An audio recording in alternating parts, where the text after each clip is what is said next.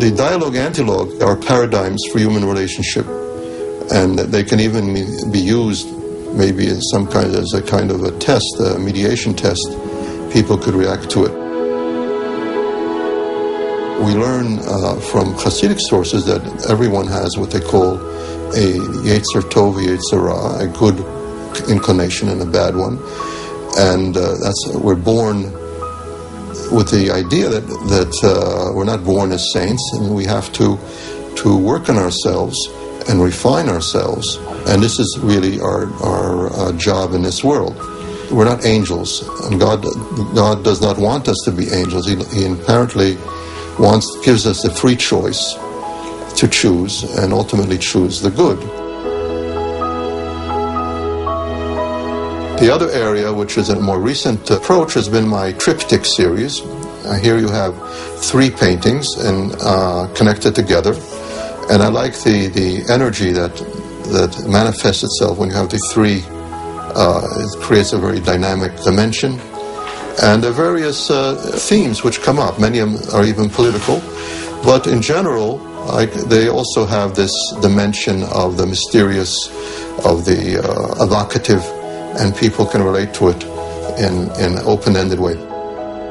Most of my work is dealing with, I would call, more sublime issues, but being an artist that lives in this world, I certainly have that aspect as well.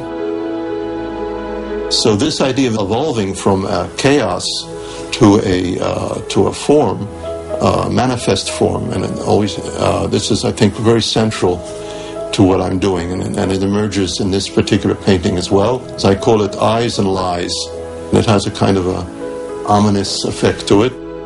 People have told me they've seen current political people being represented there. Another triptych is involved with the passing away of my older brother, Joshua Lederberg, 2 years ago, almost 2 years ago, and it's called the Descent into Duma, the Descent into the Silence of the Grave. And it shows, in a very unusual way, people see the womb of a woman, and the idea in the Jewish thought is that the womb is regarded in the Talmud as the grave, not as a derogation of the woman, but as a vision of what we would call the resurrection. Because what happens when a person procreates, he dies. That's in the language, in the English language certainly. He dies, and then the sperm creates the embryo, and 9 months later there's a resurrection.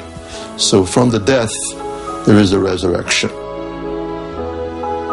This is, I think, the secret of what I'm trying to do, and I think it's also what the Kabbalah is trying to teach us, and this can be for everybody. It's what I would call expansive consciousness.